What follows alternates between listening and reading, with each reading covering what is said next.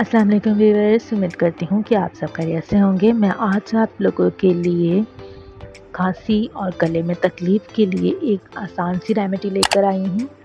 उम्मीद करती हूँ मेरी बाकी रेमेडीज़ की तरह ये रेमेडी भी आप लोगों को पसंद आएगी। चलें देखते हैं कि आज की इस रेमेडी के लिए हमें किन इंग्रेडिएंट्स की ज़रूरत पड़ती है। आज की रेमेडी के लिए हमें चाहिए शहद और अदरक।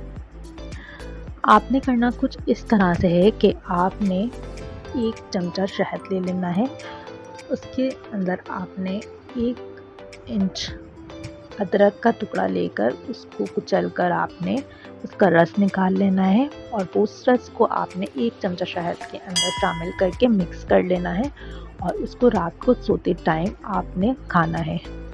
जब आप ये शहद और अदरक का पेस्ट आप जो बनाएंगे वो पिएंगे, बाद आपने पानी नहीं पीना है।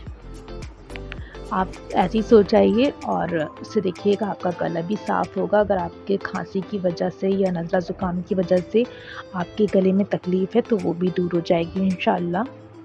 उम्मीद करती हूँ मेरी बाकी रेमेडीज़ की तरह ये रेमेडी भी आपको पसंद आई होगी। मेरी इसी तरह की आसान सी रेमेडीज़ को हासिल करने के लिए मेरे चैनल को सब्सक्राइब कीजिए, मेरी वीडियोज़ को लाइक और शेयर कीजिए। अल्लाह हाफ़िज़।